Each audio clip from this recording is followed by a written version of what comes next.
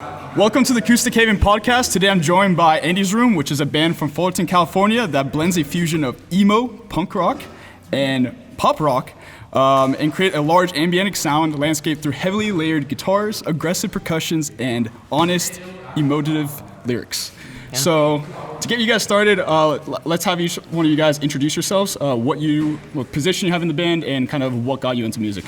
I'm Matt McCarthy. I'm the vocalist of Andy's Room, and I guess what got me into music was it was always around my house growing up, and my parents loved playing music for me, and oldies like Elvis or the Beatles or Frank Sinatra and stuff like that. So I was always listening to music, and I always had an ear for it, and I was always wanted to put a song on all the time, even if there was something to do, I was always like, let's listen to music. So kind of knew that was like something that I was thinking about a lot. So awesome.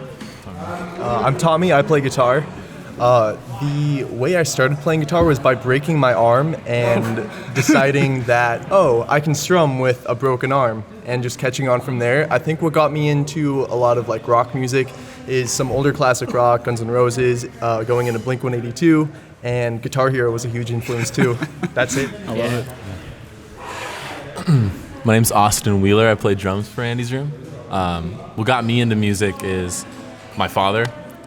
Grew up him tracking his own stuff in the garage, him playing stuff on the way to school, anything we were doing, he was playing music, whether it was his or, some band from not the U.S. or some band from the U.S., whatever it was, I was listening to it.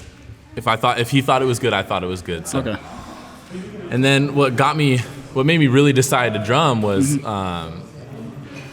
Mr. Brightside by The Killers. I heard that on the radio. My dad couldn't stand it, but he knew I liked it, so if it was on, he would leave it on.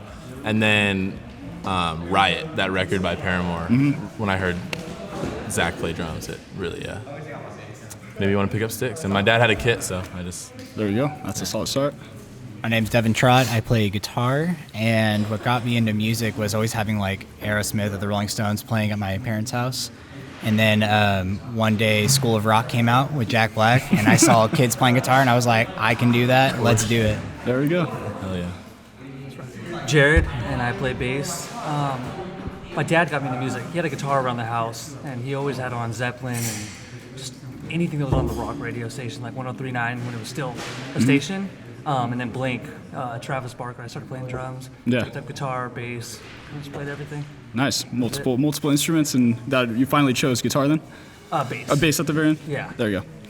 All right, so obviously diverse backgrounds of why you guys got into music, but I know you guys have an interesting story how this band formed, since it's a split of multiple bands that came together to create this band. Yeah. So can you tell me a little bit more about that story? So I started the band in high school back in like 2015 probably.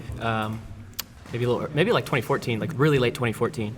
I was a junior in high school, and I was just kind of bored, so I was like, start a band, listening to a lot of music, practicing a lot of like guitar, practicing a lot of like songwriting. So started a band with some people from school. I met Austin when I was in Little League when we were like 6. So like Austin came on board and started playing drums like a couple months into that, and then we started playing a lot. Me and Austin had another member. We were a 3-piece band. We would play a lot locally. We just met a lot of other musicians and a lot of other bands through the community. And over time, bands would fall apart or bands would meld into other bands. And so essentially, in 2017, me and Andy's Room went on tour with with Devin's old band, Old Notes, and we had a little like issue with our guitar player, so we needed to have a new guitar player kind of quickly. So Devin learned this. We had 3 days off in Colorado, so Devin learned the songs those 3 days, and he's been playing with us ever since, and it's been awesome. So that was probably like 2 years ago? Yeah. 2.5 years ago, and then Tommy was about 2 years ago, a year and a half ago actually. Yeah. And we were just playing. We played a show, and I was playing guitar and singing at the same time, and it was just getting kind of tiring, and I didn't feel like I could put on a great show, or I don't know, I just felt like I couldn't sing as well as I wanted to. So Tommy was just at the show because he's our friend, and we played a show, and after the set, I was like, I don't know, I think we should get another guitar player. And then Tommy was just walking by, and I said, Tommy, do you want to play guitar in the band? And he's like, yeah. And I've known Tommy since I was like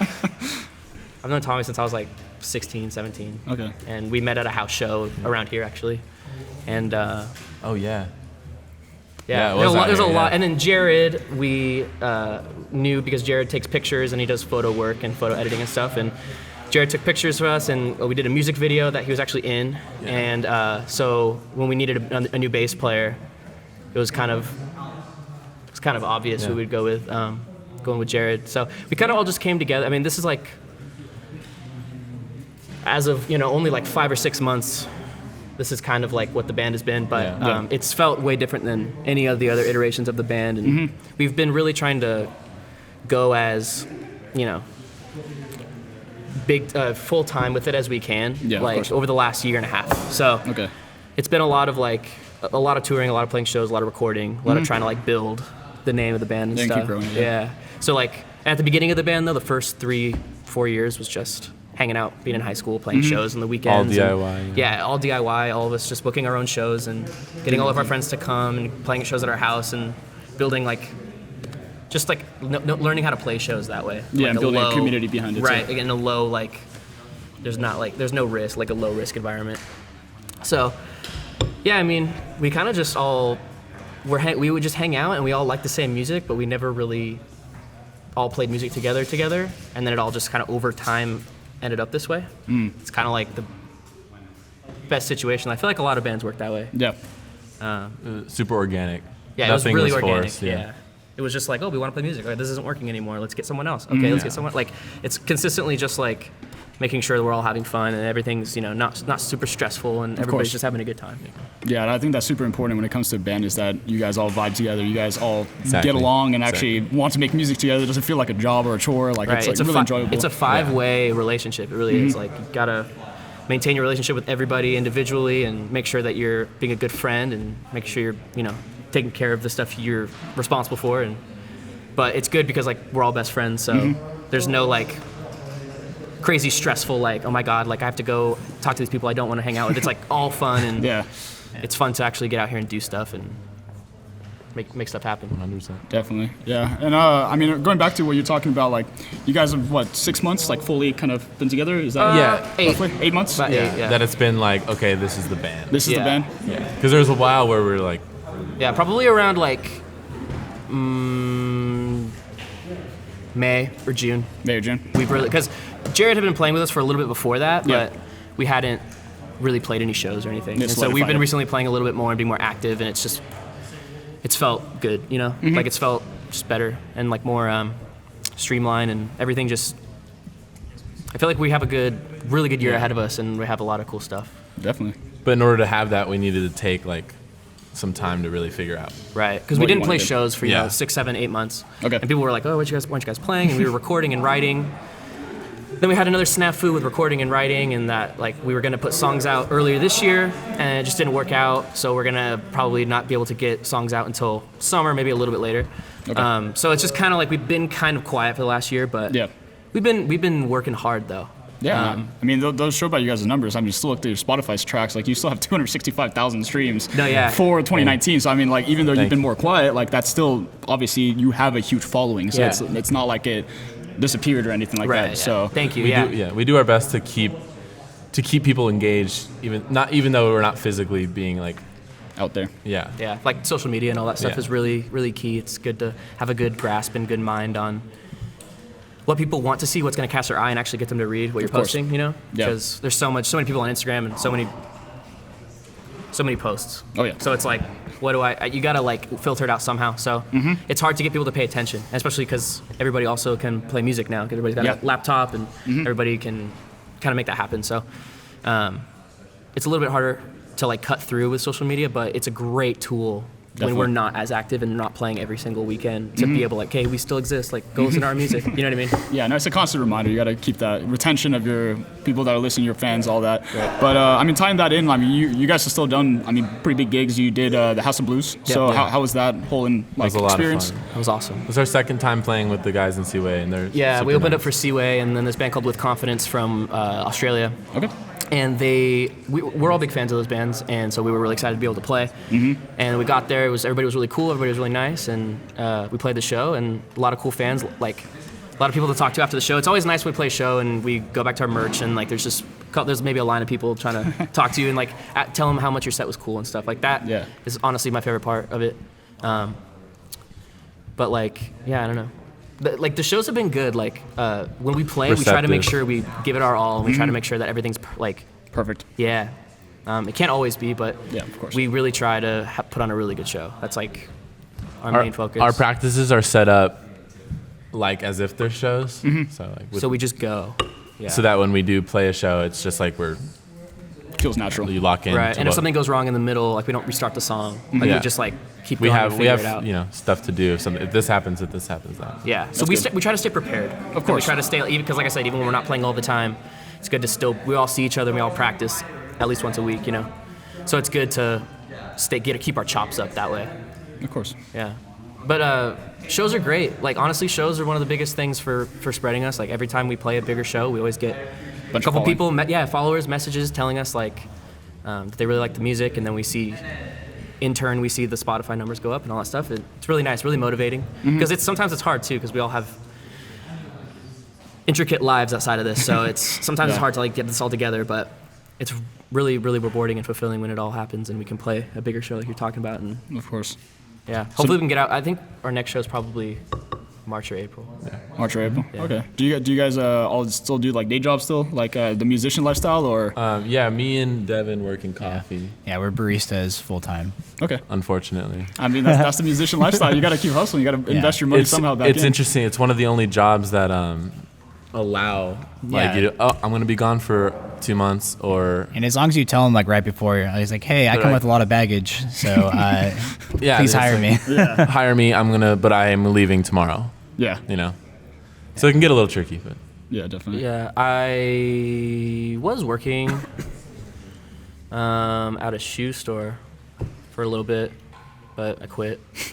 I don't know. I'm doing music full time right now. Yeah. It's nice to kind of like focus on this and really do this, and I have a bunch of money saved from that job, so it's good. Definitely. But yeah, I'm kind of just trying to make at least this semester, like I'll say it in terms of school, this semester, like this half of the year, I really just want to focus on like making this work and stuff. You know? Of course. And when summer comes around, we'll kind of see what we're gonna do. But yeah, I don't do shit. I like it. This guy's all over the place. Oh yeah. He's this guy's like a traveler. But we don't know. Yeah, he's like okay. So you know like John Muir, like the guy who was like obsessed with nature, and then like just like he would just travel a lot, and he was just like he would up and go and just be like, oh, now I'm on like this side of the county, and people were like, okay. So that's what Tommy is, but like for this, like with this state, like sometimes it's like, oh, like Tommy, like I'll see him on a Friday, right? Yeah. Next day he's in Washington. Yeah, it's like, oh.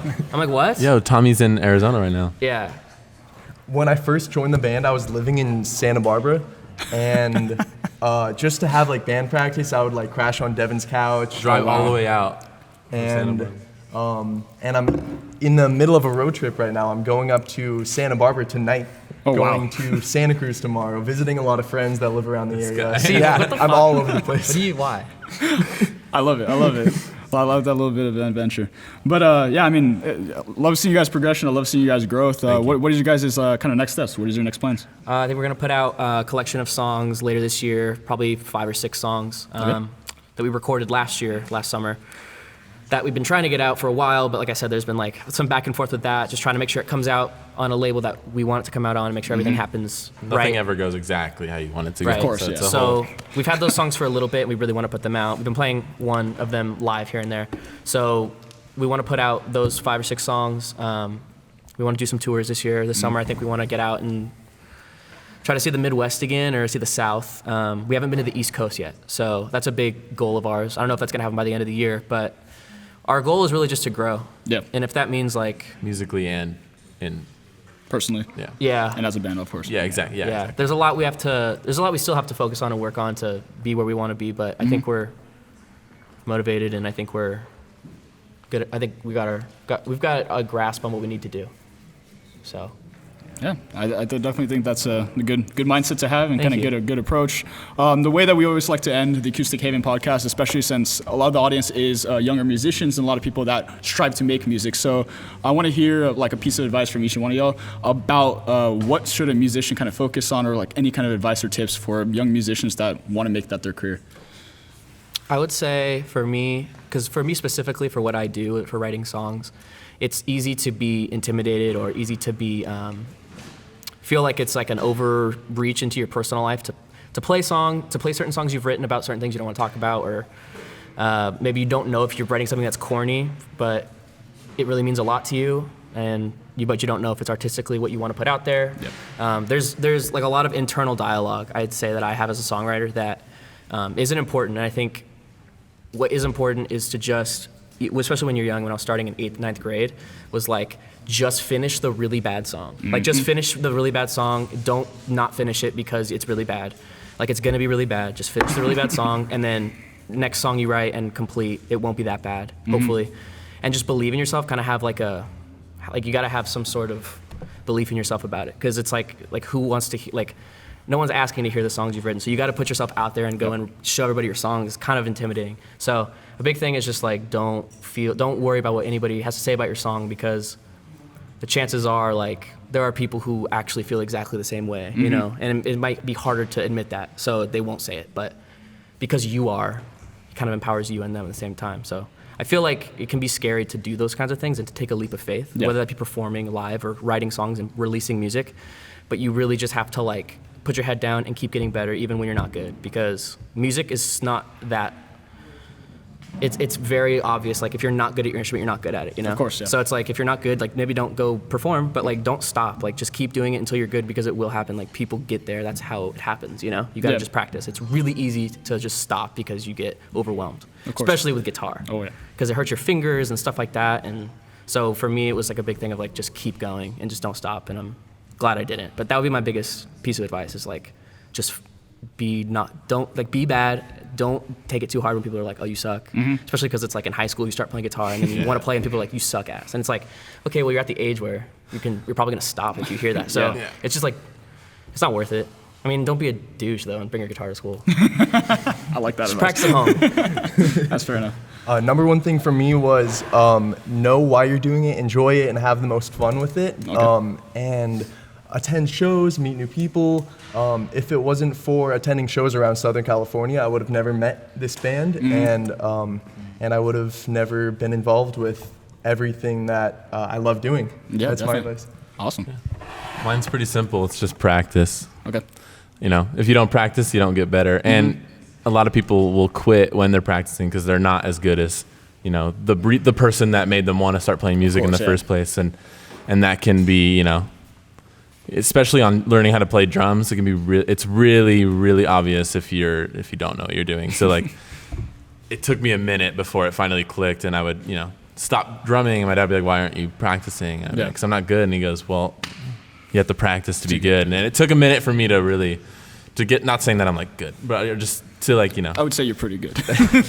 But to like, to learn an instrument, you need to practice, and in order to get better at your instrument, you need to practice. So just like, that goes for the band as well. Don't lose sight of that goal. Exactly. Always practice as a band, because it's different that practicing stuff, that muscle, it's just like working out. It's like those muscles atrophy, and you gotta like make sure you're working them out to make sure that you're still, you know, playing strong. Yeah. Because like we'll go like maybe a week and a half or two without practicing, and the first time we run through the set, it's like we always have like a list of things that would need to be fixed and changed, but that's just how we are. We're always like looking at like the one thing that needs to be fixed and changed, and try to refine everything for better or for worse. I don't know if that's like good or bad, but I don't know. We're always focused on the like, what can we make better next? So next time. Just practice and don't lose sight of why you're doing it. Sorry, definitely. I was also going to say practice and be a nice person, and really like don't give up, because I gave up for like 2 years thinking I wanted to go away to college, and you know, maybe music wasn't for me because I didn't make it in high school. But then I found myself really down in the dumps because I wasn't doing music. And then you wrote about it. And then then I wrote like, you know, a whole album about it and started old notes, and that's how I'm in this band. So, you know, don't lose like sight. Don't give up if you feel like you're really not ready to. And just always practice, and like just being in this band alone, like it's motivated me to become a better musician.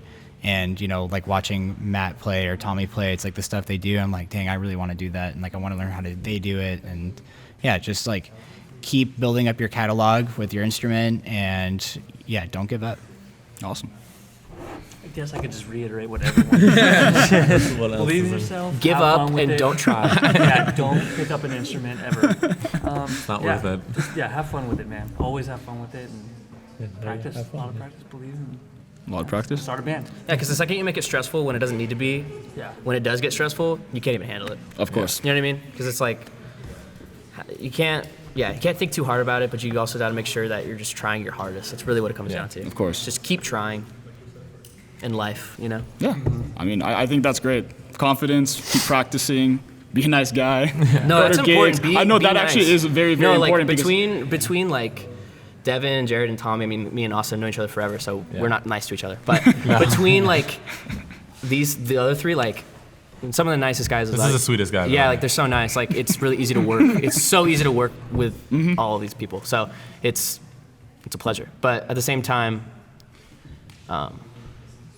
it's sometimes personalities do clash, and so it's like I said, it's like a 5-way relationship without the like sex. No, there's sex. Nice. But yeah, I agree. You got to have the buy-in from the whole team. Everybody in the band has to be on the same page, because otherwise there's no way you're going to progress. And Yeah. I mean, that's the kind of way you guys are talking about. As a band, it was from different bands and it kind of all came together. But I think that's fantastic advice. I appreciate you guys, Andy's Room, for being on Thank the you so much podcast for and also having being us. on Thank you, Acoustic dude. Haven. This was awesome. Yeah, fantastic. Can't wait to see you guys' progression and Thank you. follow you guys on your journey. Hell yeah. Thank you. Appreciate it, man. Awesome. All right.